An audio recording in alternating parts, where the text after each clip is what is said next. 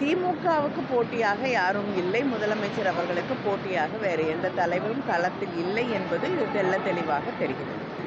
தொடர்ந்து தமிழ்நாட்டிலே இருந்து மீன்பிடிக்க செல்லக்கூடிய இந்திய மீனவர்கள் தொடர்ந்து இலங்கை கடற்படையினரால் தாக்கப்படுவதும் கைது செய்யப்படுவதும், அங்கே அவர்கள் அவமானப்படுத்தப்படுவதும், சிறையிலே மாதக்கணக்கிலே வாட வேண்டிய ஒரு சூழல், அதை தாண்டி அவர்களால் கனவு கூட காண முடியாத, நினைத்து பார்க்க முடியாத ஒரு தொகையை அபராதமாக விதிப்பது, படகுகளை நாட்டுடைமையாக்கி அவர்களுடைய அடிப்படை வாழ்வாதாரத்தையே சிதைக்கக்கூடிய தொடர் நடவடிக்கைகள் நடந்து கொண்டிருக்கக்கூடிய சூழலிலே நம்முடைய மீனவர்களை நாம் பாதுகாக்க வேண்டும்.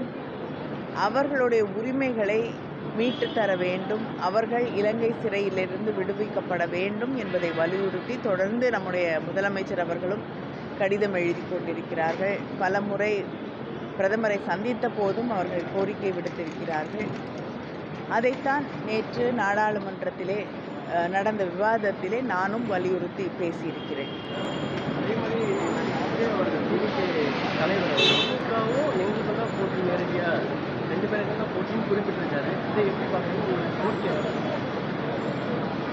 எல்லாரும் திமுகவை தான் போட்டியாக நினைக்கிறார்கள்.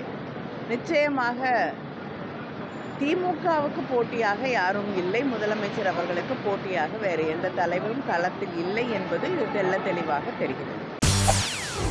செய்திகளை உடனுக்குடன் தெரிந்து கொள்ள உடனே சப்ஸ்கிரைப் பண்ணுங்க.